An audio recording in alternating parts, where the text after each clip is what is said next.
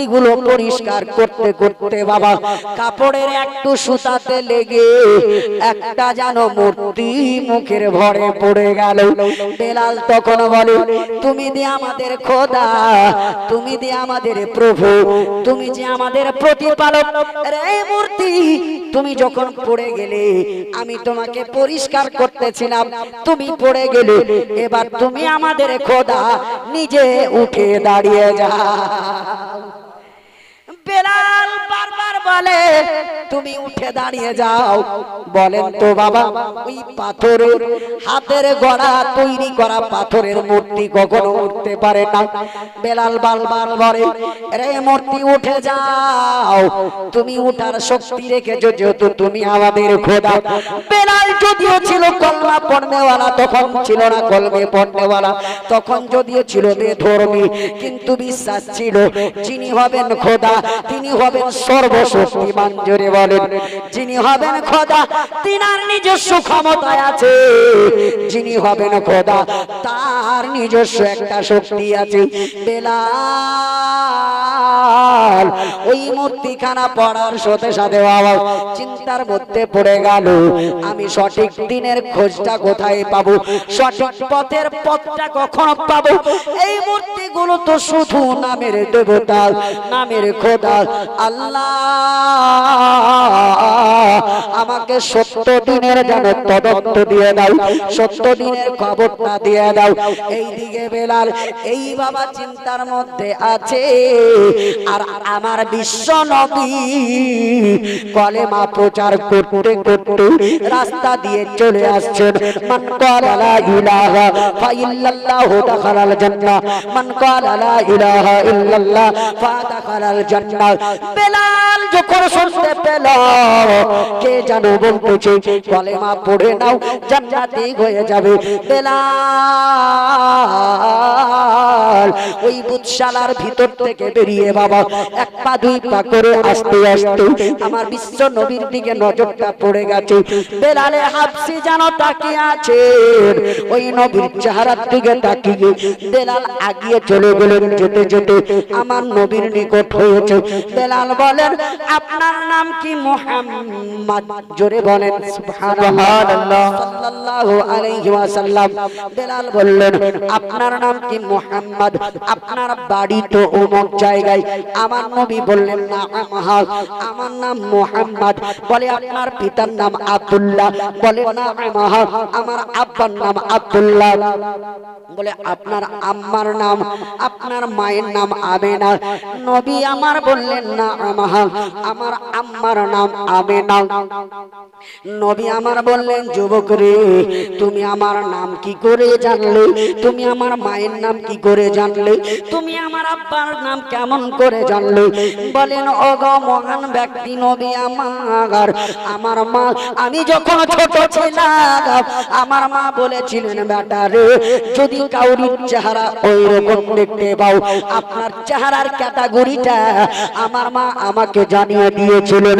তাকে দেখতে লাগবে আলাদা, দুনিয়ার লোকের সাথে তার হবে না তুলনা।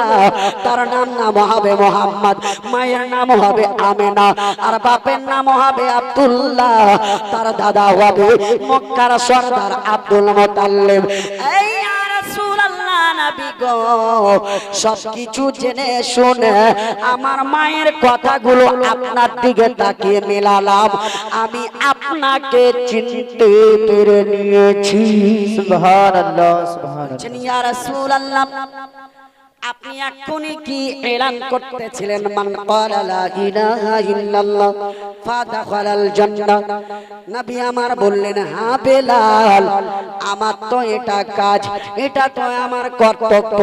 আমি মানুষকে জাহান্নাম থেকে জান্নাতি বানাতে চাই। আমি মানুষ জাতিকে জাহান্নামী থেকে জান্নাতি বানানোর জন্য এসেছি রে, অন্ধকার থেকে আলোকিততে নিয়ে আসতে এসেছি রে, মানুষকে মাঝ দরিয়া থেকে উঠাতে এসেছি রে। বলেন, ইয়া রাসূলুল্লাহ, আমি উমাইয়ার বাড়িতে কাজ করি, কিন্তু নবী গো, আপনি যদি চান আমি বেলাল কলমা পড়ে মুসলমান হয়ে যাও। সুবহানাল্লাহ সুবহানাল্লাহ।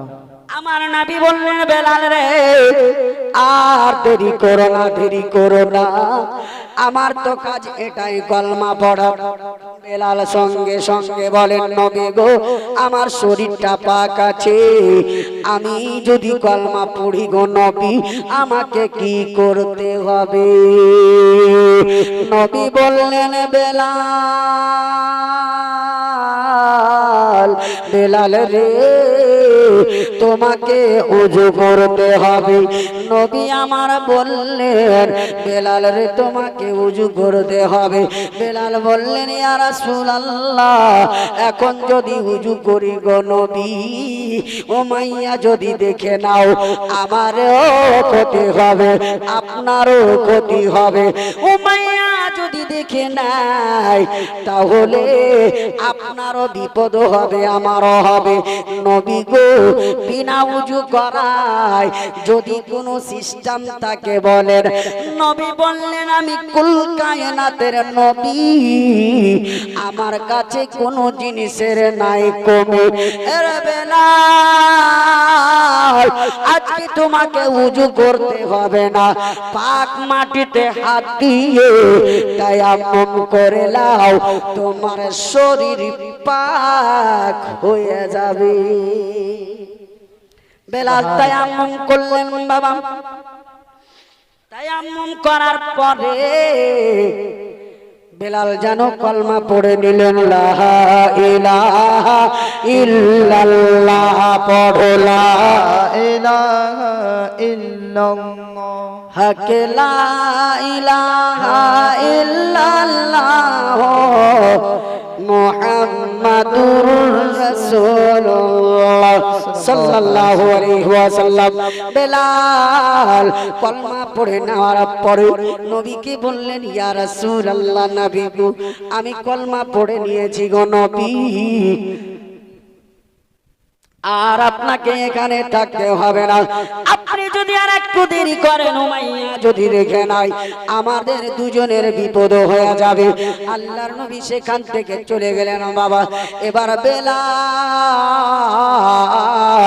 নবী তো দেখা দিয়ে চলে গেল রে মুসলমান। বেলালের অন্তরে নবীর প্রেমটা জেগে আসছে। নবী আমার যেমন ভাবে নামাজ পড়তে বলেছিলেন বাবা, বেলাল যেন নামাজ পড়তেছেন। এতদিন বাবা মন্দিরের দেখভাল করতেন বাবা, নামাজ পড়তেন না। আজকে বেলাল মন্দিরের দেখভাল করার সাথে সাথে বেলাল ফজরের টাইমে 4 রাকাত নামাজ পড়েন, জোহরের টাইমে 12 রাকাত নামাজ পড়েন।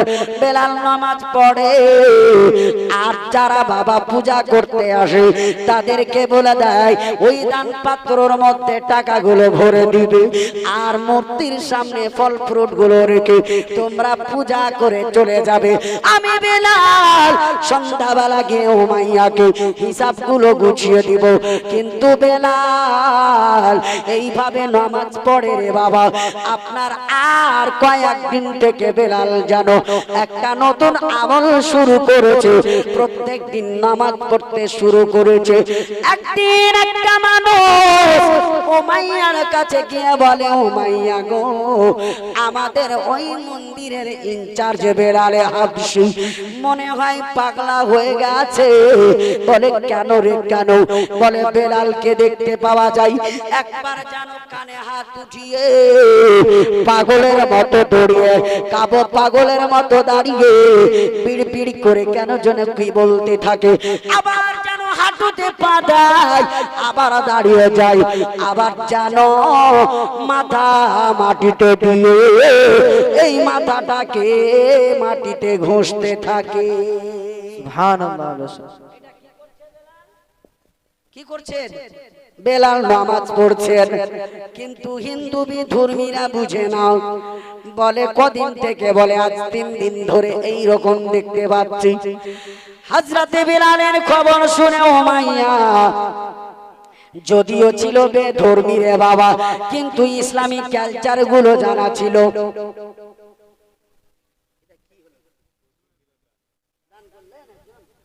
সুবহানাল্লাহ, মাশাআল্লাহ। আল্লাহর ঘর মসজিদে একজন দিয়েছেন তাসবিহ দান, আল্লাহ দানকে কবুল করেন পাক সুবহান, আমিন সুম্মা আমিন। এ বেরাদার মুসলমান, আর একজন আমার মাজান করেছেন 200 টাকা দান, আল্লাহ দানকে কবুল করেন পাক সুবহান। এই আমার চণ্ডীগাছের মায়েরা রে, প্রত্যেকদিন আমি বক্তব্য নিজের ইচ্ছায় ছেড়েছি, আজকে আমি ছাড়বো, আপনারা কে শুনতে হবে, মহাব্বতে বসে থাকতে হবে। আজকে আমি আপনাদেরকে বসিয়ে রাখবো আর আমি বক্তব্য দিব। বেলাল আমল করতেছেন ওরা বাবা, আমলটা হলো নামাজের আমল। উমাইয়া বলে দেখি বেলাল কি করে। উমাইয়া এসে দেখতেছে বেলাল সুন্দর ভাবে কিবলার দিকে মুখ করে মহাব্বতে নামাজ পড়তেছে। বেলালকে নামাজ অবস্থায় দেখে উমাইয়া বলল, ও বেলাল রে, এটা তো মুসলমানদের কাজ, এটা তো কলমা পড়ানেওয়ালাদের কাজ, এটা তো মুহাম্মদ আরবের কাজ, তুমি কেন করো? এ বাবা, নবী আমার বলেছেন যারা কালমা পড়নেওয়ালা মুসলমান তারা জগতে কোনোদিন কাউকে মিথ্যা কথা বলবে না। সুবহানাল্লাহ। কিন্তু কলমা পড়নেওয়ালা আমার মা খালারা 100টার মধ্যে 95টা মিথ্যা না বললে পেটের ভাত হজম হবে না। স্ত্রীকে যদি স্বামী ফোন করে, হ্যাঁ গো তুমি কি করো, যদি থাকে শুয়ে, বলবে কি আর করব, তোমার ছেলে পিলাকে নিয়ে কেউ ভাও করছে, তোমার ছেলেরা, আমি মাকে কি শান্তিতে রেখেছি, তোমার ছেলেদেরকে নিয়ে আমি একটু ঘুমাতে পাই না। আরে কিন্তু আসলে ঘুমিয়ে আছে, শুয়ে আছে, কিন্তু স্বামীকে মিথ্যা কথা বলে দিল। এ মা বলেন তো, মিথ্যা বলে কোনো লাভ পেলেন? আজকে মুসলমান কথাই কথাই মিথ্যা, কিন্তু নবী বলেন যারা কলমা পড়ে নিবে তারা কখনো মিথ্যা বলবে না। বেলাল বললেন, ওগো আমার মনিব উমাইয়া, আমি কলমা পড়ে নিয়েছি, আমি আর জীবনে মিথ্যা বলবো না। ওগো উমাইয়া, আমি ওই নবীর হাতে হাত দিয়ে কলমা পড়েছি, আমি মুসলমান হয়ে গেছি। ওগো উমাইয়া, আমি কলমা পড়েছি, কিন্তু আমি আপনার হাত জোড় করে বলি, আমি আপনার ওই মন্দিরের কাজ ঠিকঠাক করবো, এই মন্দিরের কাজে কোনো বিঘাত ঘটাবো না, এই মন্দিরের দেখভাল ঠিকই করব। কিন্তু উমাইয়া গো, আপনার আমি যে নবীর কলমা পড়েছি এতে আপনি আমাকে বাধা দিয়েন না। ওই সময় উমাইয়া বলেছিল, বেলাল রে, তুমি হলে আমার বাড়ির গোলাম, 1 বছর নয়, 2 বছর নয়, 3 বছর নয়, আজকে 12 বছর ধরে তুমি আমার বাড়িতে চাকরি করো, আমার বাড়িতে চাকর হিসাবে আছো। এরে বেলাল, তোমাকে কলমা ত্যাগ করতে হবে। বেলাল বলেছিলেন, ও গো উমাইয়া, এই ধর্ম নিয়ে আপনি কোনো কথা বলবেন না, আপনি আমার গোলাম, আপনার আমি গোলাম, আপনি আমার আকা, আপনি আমার মনিব, আমি আপনার চাকর, আপনার বাড়িতে চাকর হিসাবে প্রত্যেকটা কাজ করব, কিন্তু ধর্মের দিক থেকে আমি মুসলমান হব না, ছেড়ে দিব, এই ব্যাপারে আপনার বলার অধিকার না। কেন? একটা রাজার বাড়িতে হিন্দুও কাজ করতে পারে, একটা মুসলমানও করতে পারে, কিন্তু চাকরি করে তাই বলে যে ধর্মগত ভাবে কোনো আলোচনা হবে এইরকম কোনো কথা নাই বাবা। আজকে বর্তমানে ভারতের বুকে नरेंद्र मोदी बोले, अगर भारत में रहना है जय श्री राम बोलो, क्योंकि मुसलमान को हटाना है और हिंदुत्व बचाना है। बोले ना, तो उमाइया बिन खल्फ থেকে আর নরেন্দ্র মোদি চাচা থেকে তফাৎ থাকলো কিছু? থাকলো না। বেরাদার বেলালকে বলছে, বেলাল রে, আমার বাড়িতে যদি চাকরি করো তাহলে হিন্দুত্বকে জয় করলাম, হিন্দুত্বর মধ্যে থাকতে হবে, মুসলমান হয়ে থাকতে হবে না।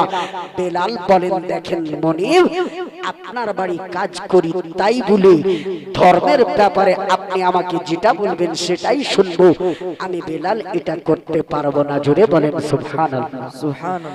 বেলাল কি তখন মাইয়া বললেন, আরে বেলাল শোনো শোনো, আমি তোমার মনিব, তুমি আমার চাকর, আমি তোমাকে আমার বাড়ির ধন সম্পদ পর্যন্ত দিয়ে দিব।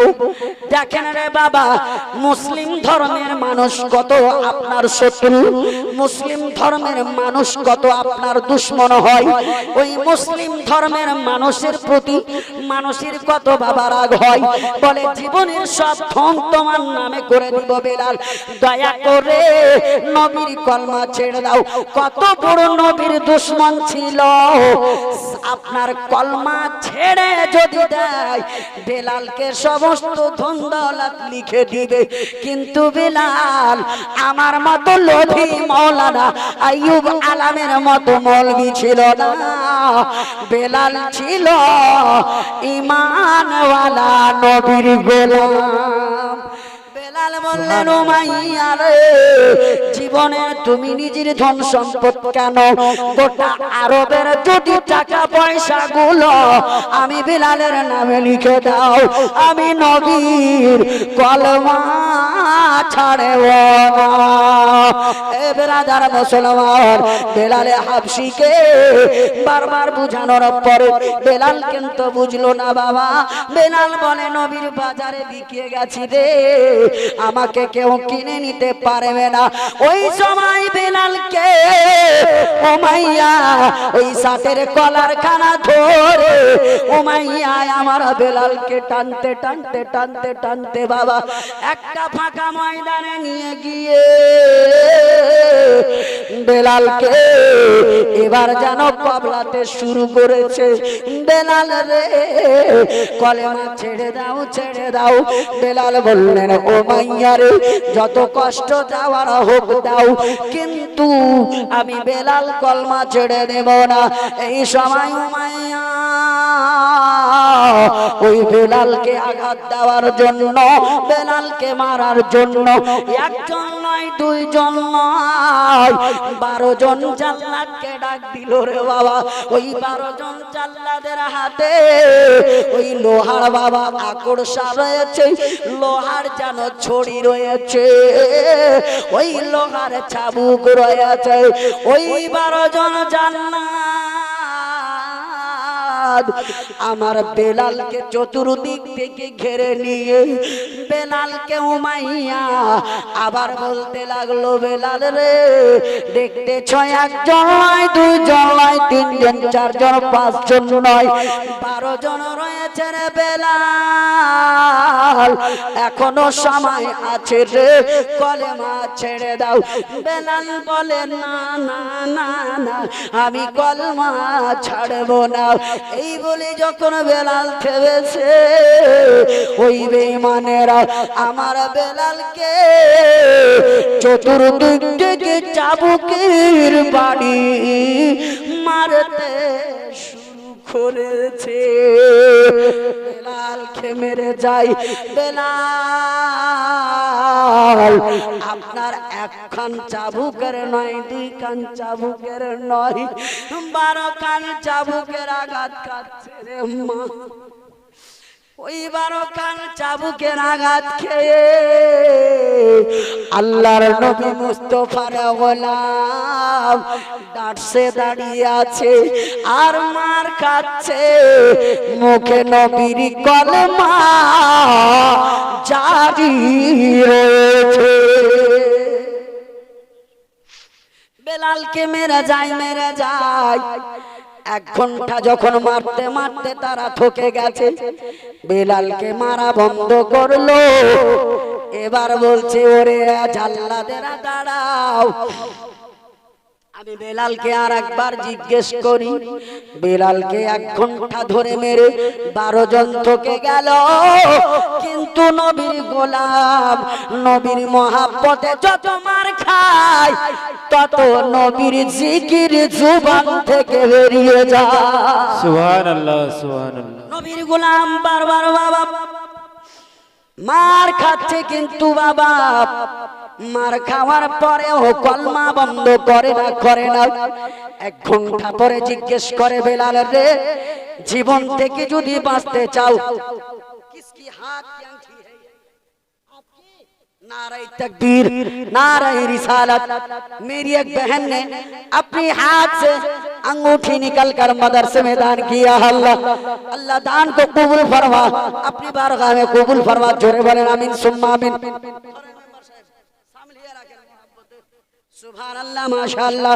আমার ছোট ছোট বোন আমার মাদ্রাসার ছাত্রী নিজের আঙ্গুঠি করেছেন দান। এ আমার মায়েরা, একটা নাকের চেয়েছিলাম রে, দিবেন না? আপনারা মনে করছেন মুলবি সাহেব আর মায়ের লাগে চলে যাবে? আমার মা নাই রে মা, 20 বছর আগে মা হারিয়ে ফেলেছি। মা অন্ধকার কবরে রয়েছে। মায়ের জন্য নিয়ে যাব না, আল্লাহর ঘর, আল্লাহর নবীর ঘর মাদ্রাসার জন্য চেয়েছি মা। যদি দিলে মায়া হয় অবশ্যই দিবেন কেউ। ব্রাদার শুনেন বেলালের কথা। বেলালকে 1 ঘন্টা ধরে মারার পরে বেলালকে আবার বলে, বেলাল বলে না না আমি কলমা ছাড়বো না। উমাইয়া শয়তান বলে, শুনো রে, এবার বেলালের শরীর থেকে জামা খুলে না। বেলালের শরীর থেকে জামা খুলে রে বাবা। ওই বেঈমানেরা যখন মারতে লেগেছে বেলালের শরীরে মারে আর একখানা চাবুক আমার বেলালের হাতের কবজিতে লেগেছে, আর চনক করে উঠেছে এই জায়গাটাই।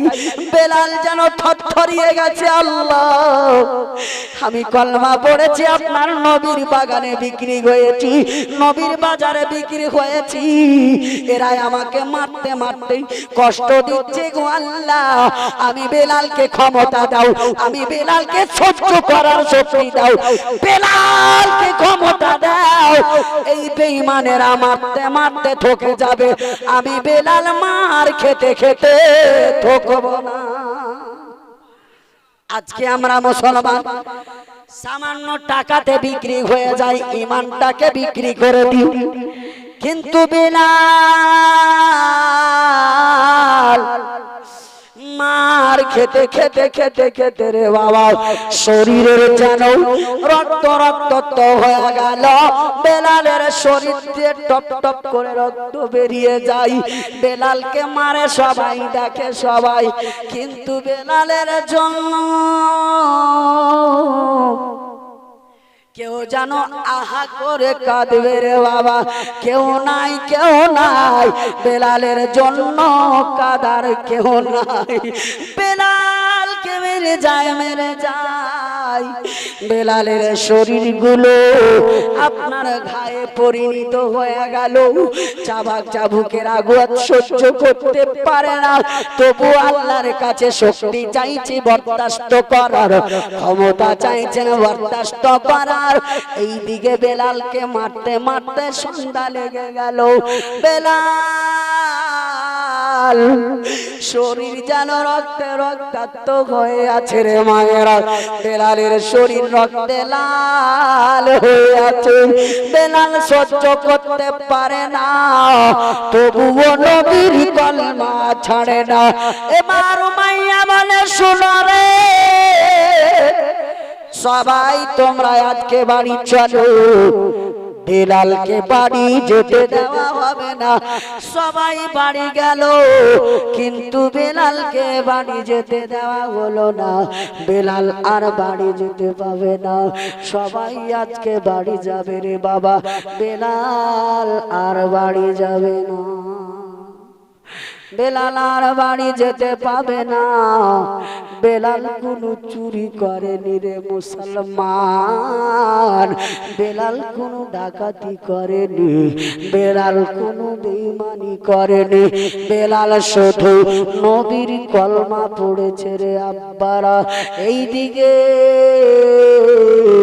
বেলালের শরীর খানাকে ওই বাবলা গাছের বাবা সঙ্গে মিশিয়ে বেঁধে দেওয়া হলো। বেলালের মাথা খানাকে বাবলা গাছের সাথে বেঁধে দেওয়া হলো।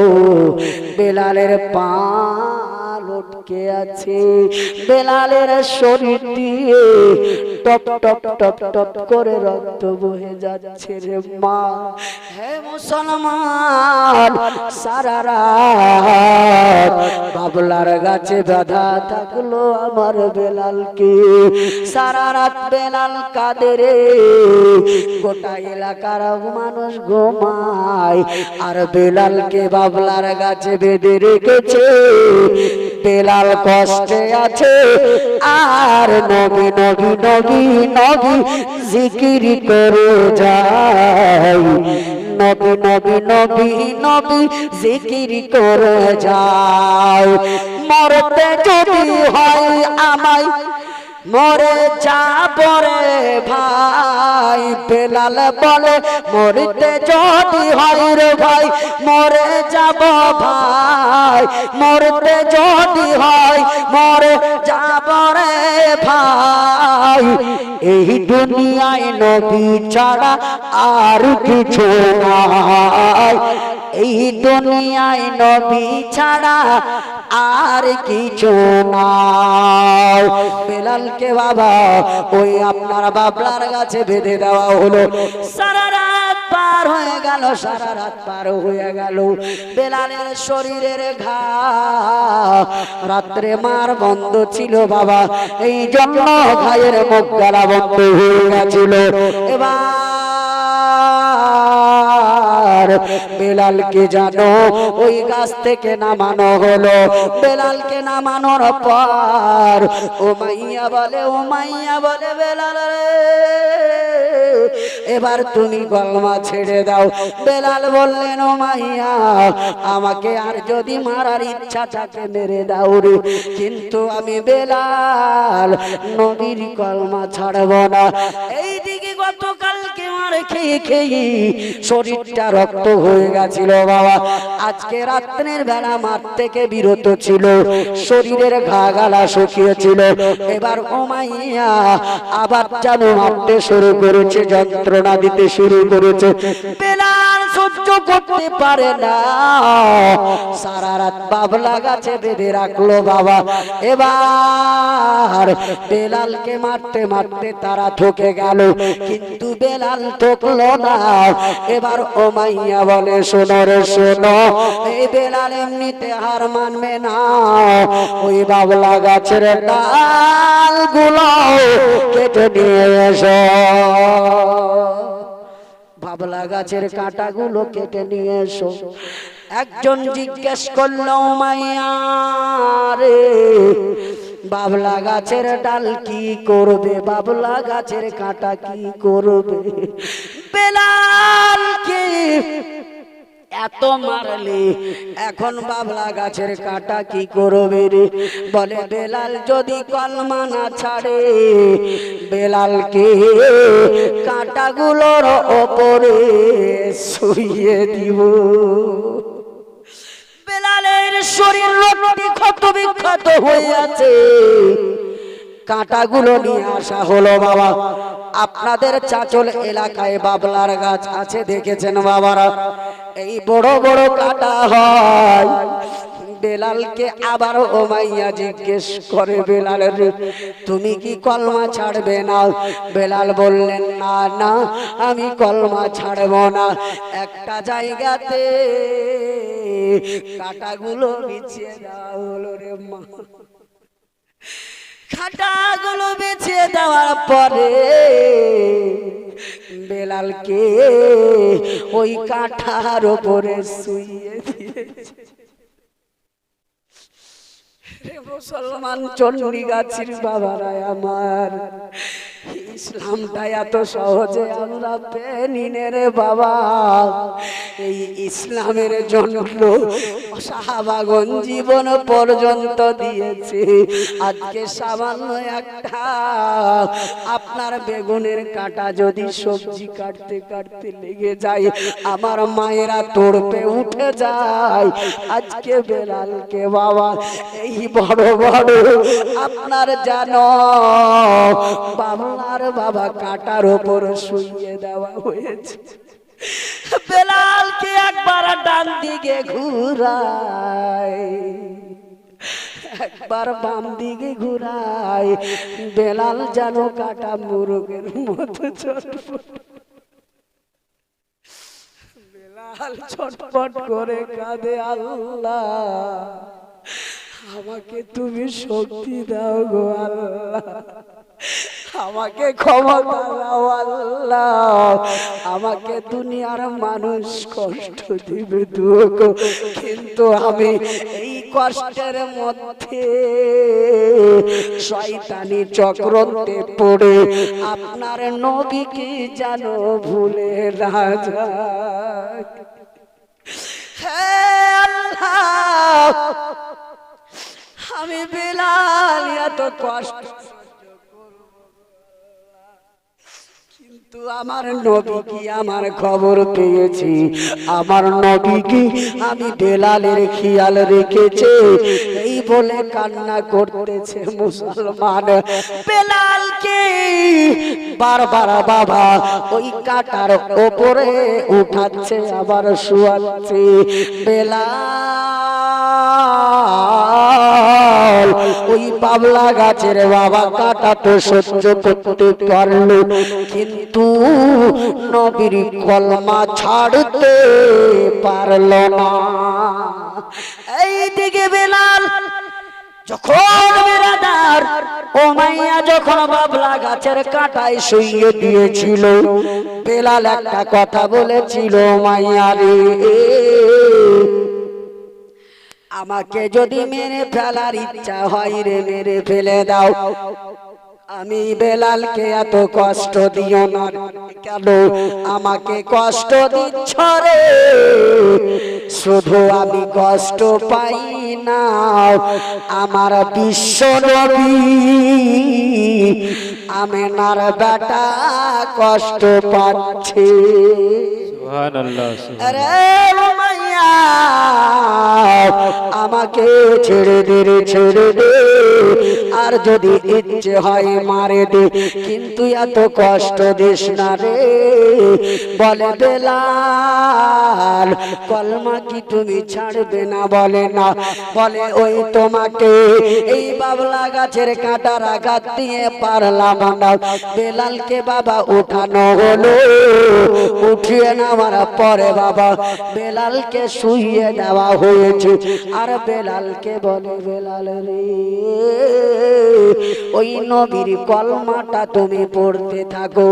এইদিকে বেলাল কলমা পড়ে, আর বেঈমান উমাইয়া একখানা রড একখানা লোহার সারিয়া বাবা আপনার দাও দাও করে আগুন জ্বলতেছে কামারের কাছে নিয়ে গিয়ে ওই রডখানাকে আপনার সুন্দর ভাবে লাল করেছে বাবা। আর দুইখানা লোহার আকর্ষা দিয়ে ওই আপনার লাল হয়ে আছে রডখানাকে নিয়ে গেছে বাবা। নিয়ে যাওয়ার পরে বেলালকে বলে বেলাল রে এবার তোমার নবীর কলমাখানা পড়ো। আমার মায়েরা শোনেন গো মা, বেলালকে বলেন বেলাল রে তুমি এবার কলমা পড়ো রে বেলাল। বেলাল যখন লা ইলাহা ইল্লাল্লাহ বলেছেন বাবা, ইল্লাল্লাহ বলতে গেছে বেলালের জিহ্বাটা আলগিয়ে এসেছে। ওই বেঈমান একখানা চিমটা হাতে নিয়ে আমার বেলালের জিহ্বাকে ধরে বের করে নিয়েছে। বেলালের জিহ্বা বের করে নিয়ে আপনারা এতটা বের করে নিয়েছে আর জিহ্বাতে ধরে দিয়ে বেলাল বলে রে ও মাইয়া এবার কোন নতুন কষ্ট দিবি রে ও মাইয়া বলে বেলাল এই জিহ্বার দ্বারা বারবার নবীর কলমা পড়ো রে আর বেলাল রে তোমার গলার কণ্ঠস্বর ভালো তুমি এই জিহ্বার দ্বারা স্পষ্ট করে আযান দাও কণ্ঠস্বর ভালো তুমি আযান দিবে বাস্তবে বেলালের আযানটা ভালো ছিল বেলাল যখন মসজিদে নববীতে বলতেন হাইয়া আলাস সালাহ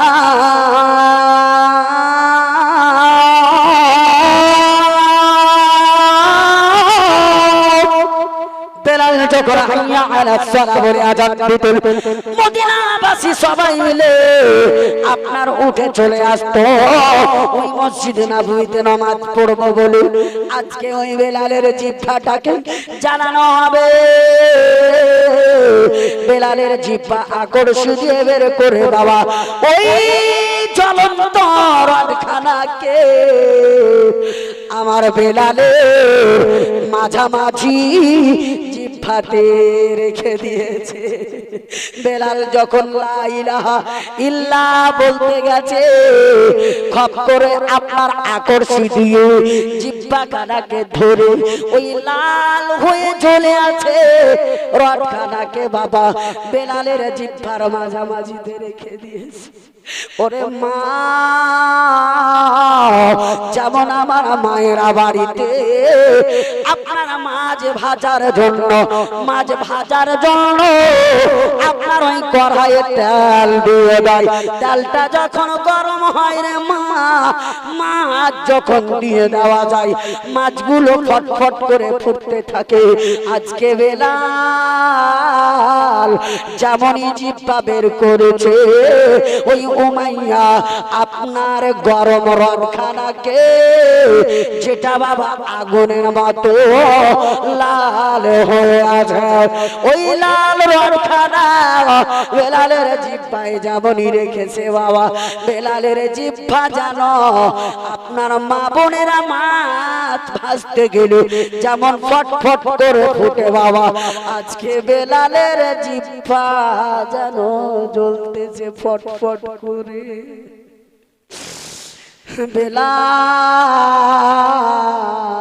বেলাল তবুও কলমা ছাড়ে না রে বাবা তবুও কলমা ছাড়ে না বেলালের জিহ্বায় যদি আর কিছুক্ষণ রথখানা গরমে থাকতো বাবা আমার বেলালের জিহ্বা খানা আপনার দুই টুকরা হয়ে যেত বেলালের জিহ্বা খানা জ্বলে গেল রে বাবা জ্বলে গেল তবুও নবীর গোলাম কলমা ছাড়ল না অনেকক্ষণ পর রথ যখন ঠান্ডা হয়েছে বেলালকে বলতেছে বেলাল রে আরো শাস্তি দিব রে বেলাল এটা তো শুধু নমুনা ছিল আমার নবীর গোলাম সেই দিন আর স্পষ্ট কথা বলতে পারেন না বেলাল জানো তোতলিয়ে কথা বলে বেলালকে বলে রে বেলাল নবীর কলমা ছেড়ে দাও বেলাল বলেছিলেন না না আমি কলমা ছাড়ব না শেষ পর্যন্ত বেলালকে অনেক মারলো কাটলো বাবা অনেক যন্ত্রণা দিল কিন্তু বিলাল কলমা ছাড়লো না ওই বিলালকে শেষ পর্যন্ত আমার নবীর কানে খবর দেওয়া হয়েছিল নবী গো আপনার গোলাম বেলালকে উমাইয়া মারতে মারতে আজকে অচল করে দিয়েছে বেলালের কোনো মূল্য নাই বেলালকে কেউ কিনে নেবে না ওই সময় নবী বলেছিলেন ওরে আমার সাহাবীরা কেন বেলাল এত কষ্ট পেল রে বলেন নবী গো বেলাল বেলাল কাউরির চুরি করেনি, বেলাল কাউরির ডাকাতি করেনি, বেলাল কাউরির সঙ্গে বেঈমানি করেনি, বেলাল কাউরির সঙ্গে গাদ্দারি করেনি। নবী গো, বেলাল আপনার কলমা পড়েছে, এই জন্যই এত কষ্ট পেয়েছে। এ মুসলমান, আমার নবী সেই দিন বেলালের কষ্ট শুনে কেঁদেছিলেন বাবা। বেলালের কথা শুনে নবীর চোখ দিয়ে ঝরঝর করে পানি পড়ল। সেই দিন নবী আমার আবু বকর সিদ্দিককে ডাক দিয়ে বলেছিলেন, আবু বকর সিদ্দিক রে, তুমি আমাকে কত ভালোবাসো? বলে, নবী গো, খোদার কসম বলে আপনার পদতলে আমার মা বাবা কুরবান। নবী গো, আপনাকে আমি আবু বকর সিদ্দিক নিজের জীবন চাইতে বেশি ভালোবাসি। সুবহানাল্লাহ। আমার নবী বললেন, আবু বকর সিদ্দিক রে, তুমি আমাকে নিজের জীবন চাইতে বেশি ভালোবাসো, শোনো রে, তাহলে আমি নবীর মহব্বতে একটা কাজ করতে পারবে? বলে কি? বলে, তোমার ভাই বেলালকে উমাইয়া অনেক মেরেছে রে, বেলালকে অনেক যন্ত্রণা দিয়েছে রে, বেলাল আজকে না ফিরার দেশে যাওয়ার মতো হয়ে আছে। যাও রে যাও, ওই গোলামকে আর আকার কাছ থেকে দূরে রাখিও না।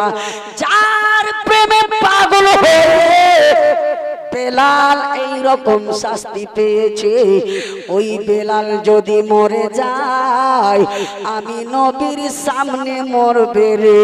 প্রেম ভালোবাসার মূল্য কতটা নবী আমার বললেন, আবু বকর সিদ্দিক রে, বেলাল আমাকে এত ভালোবাসে, আমার বেলালকে তুমি ওই উমাইয়ার কাছ থেকে খরিদ করে নিয়ে এসো রে।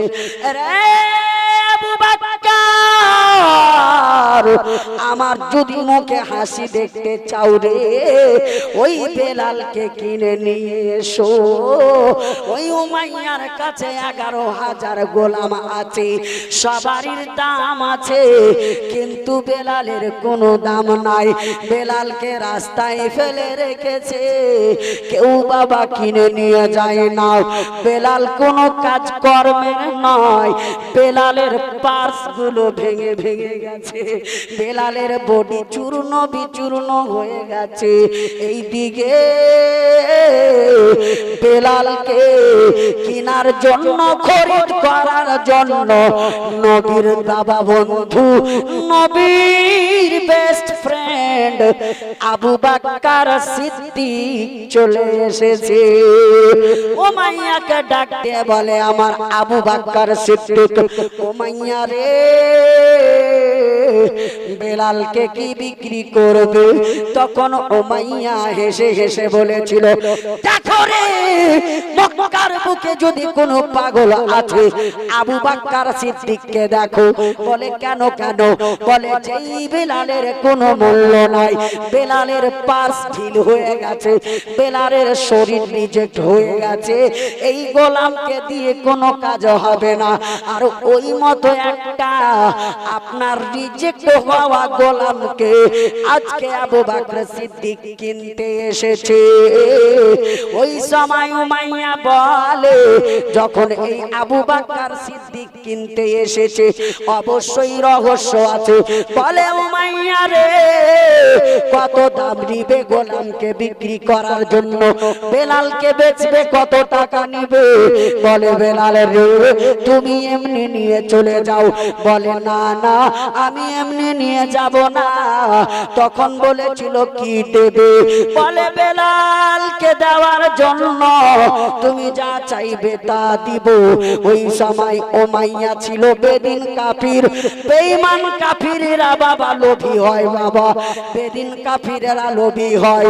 তখন বাবা বলেছিল বেলালের মতো একটা অচল গোলামকে দিয়ে যদি আমি উমাইয়ার সম্পদ বেড়ে যায় তাহলে কেনই বানিব না। বলেছিল আবু বকর সিদ্দিক গো এই উমাইয়াকে আমি, উমাইয়া বলল এই আবু বকর সিদ্দিককে আমি দিব। আর তোমার 100টা গাছের একটা বাগান আছে খেজুরের, ওই খেজুরের বাগানটা নিয়ে নেব। আমার আবু বকর সিদ্দিক তখন বলেছিলেন বেলাল রে, নবীর মুখে হাসি ফোটার জন্য বেলালকে রিহাই করাতে 100 কেন? তুমি যদি আমি আবু বকর সিদ্দিকের জীবনটা চেয়ে নিতে, আমার নবীর মুখে হাসি ফোটার জন্য আমি আবু বকর সিদ্দিক আমি আমার জান দিয়ে দিতাম। সুবহানাল্লাহ সুবহানাল্লাহ। বেলালকে নিয়ে যাব নবীর দরবারে রাখবো। এ বেরাদার মুসলমান, এই বেলালকে নবীর দরবারে নিয়ে গিয়ে চিকিৎসা করলেন নবী আমার। বেলাল সুস্থ হয়ে উঠল, এমন ভাবে নবীর দিবানা হলো বাবা, যেই বেলালের মতো আশিক দুনিয়াতে কাউকে বাবা পাওয়া যায়নি। নবীজির জন্য বেলাল পাগলের মতো কেঁদেছিলেন। নবীজির জন্য বেলাল আপনার কান্না করতে করতে করতে করতে করতে করতে